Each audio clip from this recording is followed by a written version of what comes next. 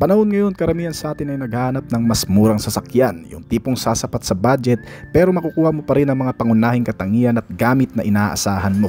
Gaya na lang ng kayang sakyan ng 7 hanggang sa 8 tao, may sapat na luggage space para sa pamilya o negosyo, at may makabagong features tulad ng touchscreen, power accessories at safety essentials. Ngunit habang tumataas ang presyo ng mga bilihin at mas nagiging mataas ang standards ng mga buyers, tila lalong nagiging mahirap ang makahanap ng sasakyang abot kaya, lalo na kung brand new pa ang target mo. Kaya naman sa pagkakataong ito, tiyak na matutuwa ka kapag nalaman mong may isang van pala sa Pilipinas ngayon ang may malaking space, pwede sa negosyo o pamilya, may modernong features at higit sa lahat, sobrang mura pa ng halaga. Ano nga ba kaya ang modelong ito? Ang kabuang detalye at nalaman kasama ng presyo nito ay aalamin natin. Pero bago yun, syempre, kung bago ka pa lamang po dito sa akin channel, baka naman kaibigan po itong click sa subscribe button pati na ang notification bell para naman update lagi sa mga video na gagawin ko pa. Alright, simulan na natin to!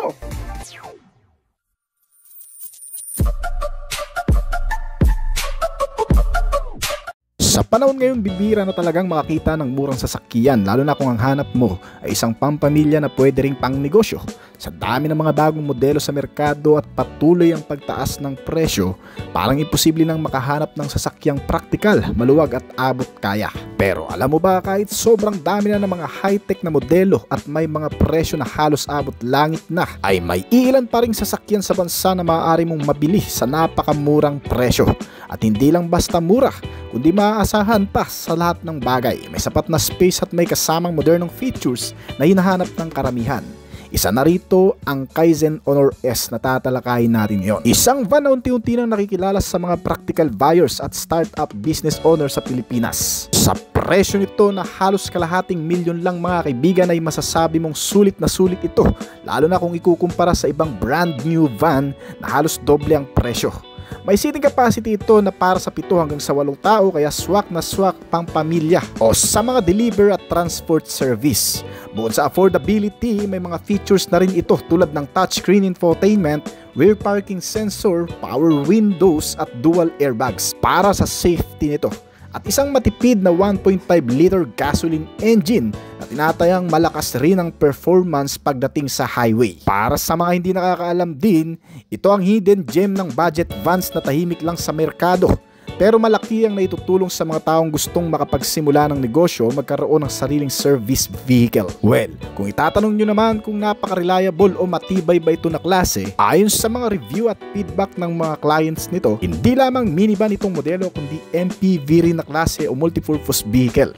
Dahil sa pagkakaroon nito ng large cargo space, smooth drive quality at reliable 7-seater. May isa ring owner nito na nagsabi na napaka-easy to handle lang daw nito o i-maneuver. Magaang at suwabe ay drive at mas magiging komportable ang biyahe, lalo na kapag may karga ang sasakyan.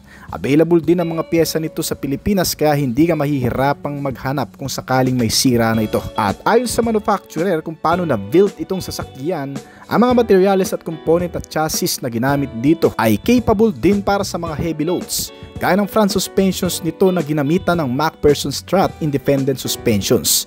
Ang rear suspensions ay gumagamit ng lip spring na may makapal na bakal. Ibig sabihin matibay ito para sa mga heavy loads o mga kargadang mabibigat talaga. Well, pagdating sa braking system, ito ay gumagamit ng disc brake sa harap habang drum brake naman sa likuran. Ang gulong naman nitong Honor S ay gumagamit ng steel o alloy wheels na may sukat na 14 inch. Samantalang ang kabuang body nito ay gumagamit ng conventional steel van body. Walang aluminum parts dito pero functional at napakatibay nito. At kung pag-uusapan naman natin ang exterior na disenyo nito, walang anumang arte sa modelong ito. Gaya ng hugis at sukat nito, medyo boxy ang overall shape nito na ideal para sa maximum interior space, at compact rin siya para madaling i-maneuver sa masisikip na kalsada, pero maluwag naman ang loob para sa mga pasahero o kargamento. May kabuang sukat ang haba nito na 4.7 meters at 1.7 meter naman ang lapad. Typical na sukat para sa maliliit na van na gaya nito na pang negosyo at pang pamilya. Simple naman at functional ang itsura ng harapan nito. May malaking grille na may chrome accent at malalaking headlamps na clear lens ang gamit.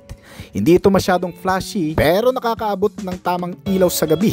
May malalaking bumper na plastic design para sa proteksyon lalo na sa mas mababang speed na banggaan. Pagdating naman sa side profile, Flat ang gilid nitong van para sa mas malawak na loob. May sliding door sa passenger side depende sa variant para madaling pasukan ng mga pasahero paglagyan ng kargamento. May black side moldings para mabawasan ang gasgas sa pinto at simple lang ang mga design ng alloy o steel wheels nito ng mga gulong. Ang rear portion naman nito ay naka-vertical ang tailgate na may malaking bintana para sa visibility. May malalaking taillights na nakadikit sa gilid para makita sa malayo. At may rear wiper at parking sensor pa nakasama para sa mga top of the line variant nito para sa mas madaling pagpaparada kahit sa masisikip na parkingan. Ang interior design naman nitong modelo ay functional din, nakatutok talaga sa practicality. Simple ang dashboard na gawa sa hard plastic, may basic air vents at storage compartments pang kasama.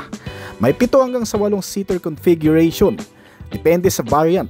At may foldable rear seat para madagdagan ng cargo space kung kinakailangan. Samantalang ang instrument cluster nito ay naka-analog gauge pa na may small digital screen para sa basic information gaya ng fuel level at mileage.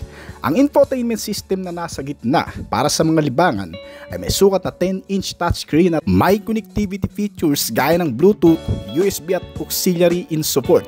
Hindi ito high-end pero sapat para sa mga daily use. Kung comfort features naman ang pag-uusapan, meron itong manual air conditioning system pa, may power windows na sa front at mga nakafabric cotton ang mga seat cover pero matibay.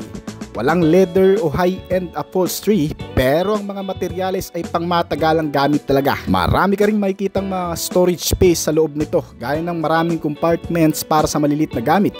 May mga cup and bottle holders at malawak na glove box compartment. Talagang sapat na ang modelong ito para sa presyo nito na hindi ka mahalan.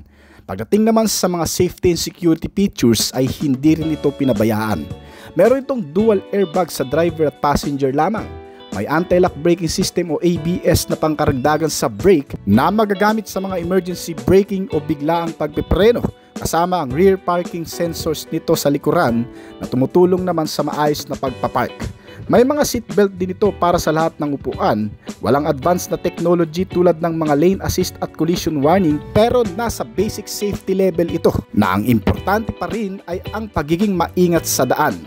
Pagdating sa convenience, nakakeyless entry na rin ang ilang variant nito. May kasamang power side mirrors at remote central locking. Itong Kaizen Honor S ay pinapagana ng 1.5 liter inline 4 gasoline 4-cylinder natural aspirated at hindi turbo. Ang lahat ng Honor S variant ay gumagamit din ng 5-gear manual gearbox na transmission type at rear-wheel drive na powertrain. Kaya nitong mag-produce ng maximum output na 104 horsepower sa kada 6,000 RPM at maximum torque na 145 Nm sa kada 3,000 RPM. Kaya naman itong Kaizen Honor S ay may tinatayang top speed na nasa 140 to 150 km per hour depende sa road condition, bigat ng sakay at estado ng makina nito. Pagdating sa fuel, ang Kaizen Honor S ay may fuel tank capacity na 42 liters at gasoline ang fuel. Kung pag-uusapan naman ng fuel consumption rate nitong modelo, ayon sa official na spec sheet, ang fuel consumption ng lahat ng variant nitong Honor S, mapa 7-seater o 8-seater o cargo manual transmission,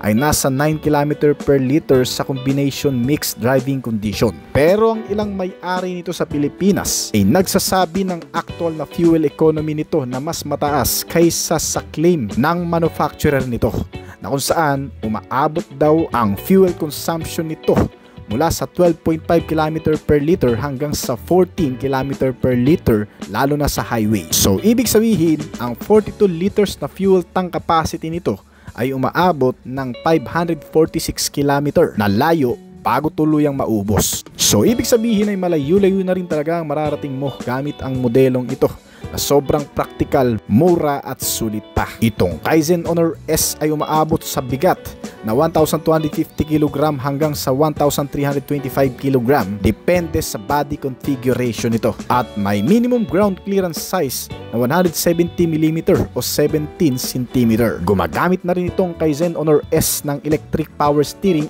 o EPS at steering gear na rack and pinion setup. Karaniwang ginagamit sa mas modernong sasakyan dahil sa direktang reaksyon at madali itong i-maintain at mas makukuha mo kagad ang magandang stability at handling nito. Well, para naman sa kabuang presyo, batay sa pinakabagong datos mula sa Autodeal, Sigwil at Carmoody, sa Philippine market, itong Kaizen Honor S ay may estimated price. Pagdating sa 1.5 cargo van na 2-seater, ito ay nagkakahalaga ng 515,000 pesos. Samantalang ang 1.5 passenger van naman na may 7-seater ay nasa 585,000 pesos. Ang 1.5 van na 8-seater nito ay umaabot ng 585,000 pesos din. Ang manufacturer nito ay isang Kaizen Changan Automobile na nagmula sa bansang China, kaya napakamura talaga.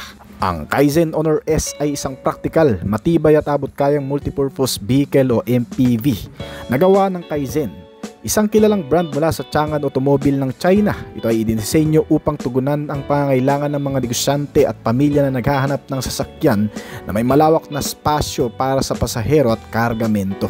Sa kabila ng simpleng 1.5 liter nitong makina at manual na 5-speed transmission, nagbibigay ito ng sapat na lakas upang makasabay sa araw-araw na biyahe at light cargo transport. Ang tangke ng gasolina nitong 42 liters ay sapat para sa mga mahahabang paglalakbay ng may katamtamang fuel consumption na umaabot sa 9 to 13 km per liter. Kaya sulit din ito sa mga gustong makatipid sa gasolina. Sa sukat naman nito, hindi ito masyadong malaki kaya madali itong imaniubra sa makikitid na kalsada, pero may tamang taas at spasyo sa loob para sa komportableng biyahe. Ang electric power steering naman ay nagpapadali sa pagmamaneho, lalo na sa lungsod, kahit na hindi ito sporty ang feel. Sa kasalukuyan ng presyo ng Kaizen Honor S sa Pilipinas ay mula sa estimated price na 515,000 hanggang sa 585,000 depende sa variant na pipiliin mo. Na ginagawa itong isang matipid na opsyon para sa mga negosyante at maliliit na pamilya na kailangan ng sasakyang may kakayahang magdala ng maraming tao o kargamento ng hindi masyadong gumagastos. Sa pangkalahatan, ng Kaizen Honor S ay isang mahusay na pagpipilian para sa mga naghahanap ng praktikal at maasang sasakyan na kayang sabayan ang pang-araw-araw na gawain, lalo na sa lugar kung saan mahalaga ang espasyo at fuel efficiency. Ang modelong ito, kung papansinin mga kaibigan, ay parang minivan sa pormahan at datingan. Hindi mo akalaing mumurahin lang dahil sa angas din naman ng katangian.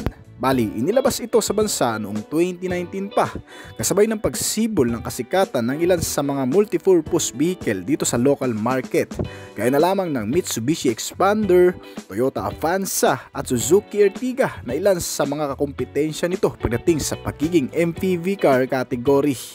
Ang naiiba nga lang sa isang ito, di gaya ng marami, ay kayang magsakay ng 7 to 8 passenger o higit pa nga kung pipilitin. Sa lawak kasi ng internal space at sa taas ng ceiling headlining nito, kahit mga 6-footer ay hindi mahihirapan sa loob nito. At isa pa mga kaibigan, dala rin ng modelong ito ang convenient at satisfying features na inaasahan ng marami sa atin, gaya ng pagiging safety at secured, mga komportableng upuan at libangan na mapapakinabangan sa mahabang biyahe. At tiyak na magugustuhan din ng marami dahil itong MPV car Honor S ay nagbibigay ng pag-asa sa mga taong gustong magkasasakyan sa murang halaga lang. Isang budget-friendly na pangpamilya at maaasahan sa pang-araw-araw na gamitan. Dala ng Kaizen Car Philippines, isang commercial vehicle segment ng Chinese car maker na Changan. Oops, teka, bago pa man natin husgahan yan na made in China, alamin mo muna kung kalait-lait nga ba talaga ang modelong ito. Kasi baka ikagulat mo ang mga nilalaman nito. At konting background check lang mga kaibigan, ang Changan Manufacturer ay ang pinakamalaking paggawa ng sasakyan sa bansang China na naging co-maker at partner na rin ng ilan sa mga kilalang brand gaya ng Ford at Mazda. Kaya hindi rin basta-basta ang kumpanyang ito na nagdala ng isang 8-seater car sa bansa na Kaizen Honor S. Isang pampamilyang sasakyan na nagkakahalaga ng 515,000 to 585,000 pesos lamang. Kung tutuusin, sa kabuang presyo ng ilang MPV cars sa bansa ay makakabili ka na talaga ng 2 piraso nito. Ngunit ano nga ba ang meron dito sa Honor S? Ito ay pinapagana ng 1,480 cubic centimeter na displacement capacity o 1.5 liter gasoline engine, 4-cylinder, 16-valve na makina at naka Euro 5 compliance emission, kaya hindi rin mausok at eco-friendly pa. Pagdating sa performance, ito ay kaya mag-produce ng maximum output level na 104 horsepower at 145 Nm of torque naman.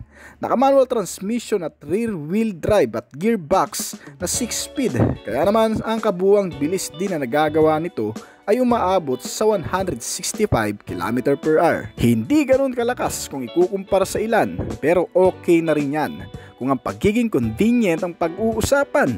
Sa external makikita ang napaka-eleganteng itsura nito. May halogen type na headlamp na di-adjustable pa at kasamang mga fog lamps sa front and rear face cover nito. At tail lamp na bulb type pa, pero kahit papano ay angat pa rin ang pagiging visibility nito. Ang mga side mirror nito ay manually adjustable pa, pero may kasama ng turn indicator light. Pagdating naman sa internal features, makikita naman ang napakagandang mga seats nito na may kanya-kanya ring mga headrest, foldable at adjustable rin. Ang cover naman nito ay fabric upholstery. May malakas na air condition na rin ito at kasamang mga AC ventilator sa front and rear. May heater at mga bottle holder. At may power window na rin na gamit sa front and rear. Kaya sulit talaga. At pagdating naman sa mga safety features nito mga kaibigan, sa sobrang mura nito hindi mo aakalaing sinamahan din kahit papano ng mga ganitong klaseng safety sense. Kaya na lamang ng ABS sensor o anti-lock braking system.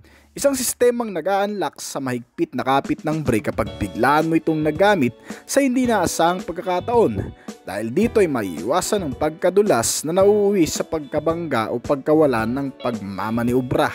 Pangalawa, meron na rin itong EBD o tinatawag naman na Electronic Brake Distributor. Kaya ng ABS sensor, ito ay nakatutulong din sa ligtas na paggamit ng brake procedure. May mga kasama na rin itong crash sensor, driver and passenger airbags, mga seat belts sa upuan, sa harap at likod, at may parking sensor na sinamahan na rin ng rear camera para kung sakaling ipapark mo man ito ay safe at hindi ka mahihirapan sa parking lot na napakaraming mga nakaparadang sasakyan. At meron na rin itong child safety locks para naman hindi basta mabuksan ang pintuan habang umaandar ng mga bata nating kasama. Delikado rin kapag wala ang sistemang ito. Pagdating naman sa security features, ito ay may anti-theft device with anti-theft alarm, central locking at engine immobilizer. Kaya kahit gamitan man yan ng anumang bagay gamit ang ilang technique sa pagpapay-start o traditional way o gamitan man ng electrical para mapagana o mabuksan ito ay hindi pa rin uubra sa mga security features na meron ito. At syempre bukod pa dyan mga kaibigan, ang MPV car na ito ay sagana rin sa entertainment and communication.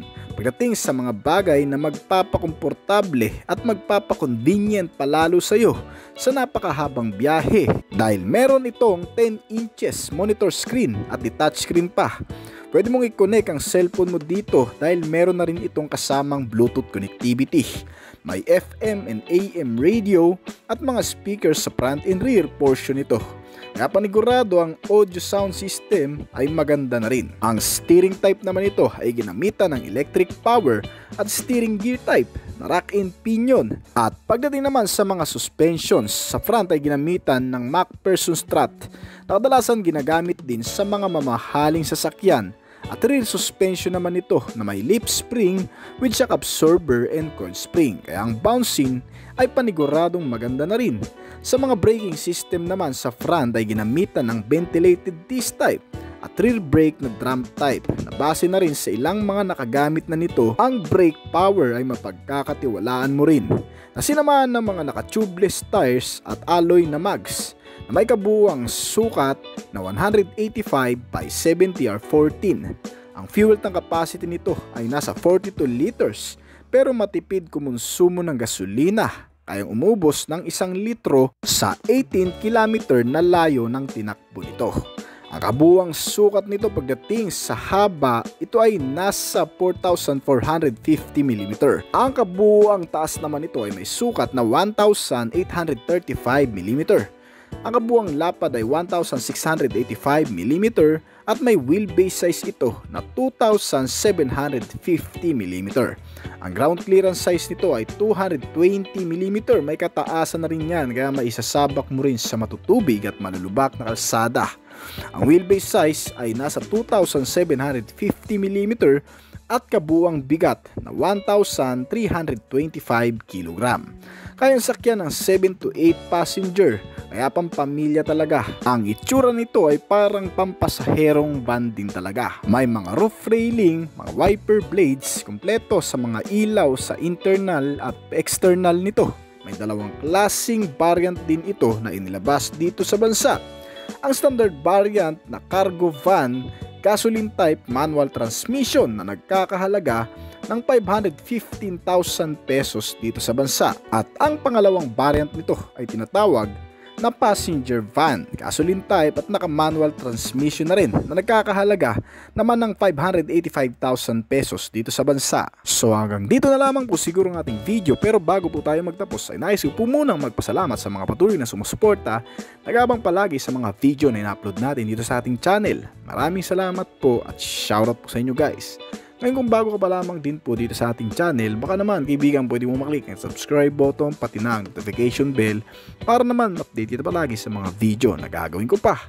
Siyempre hintayin ko rin ang opinion at comment ko sa ibaba kung may mga katanungan ka tungkol sa video na ito. Huwag kang mahiyang mag-comment kaibigan upang nang sa ganun masagutan ko rin ng mga nais mo pang malaman at makakuha rin ako ng idea mula sa iyo na magagamit ko sa aking mga susunod pang video na gagawin. This is Oblis Collection. Thank you!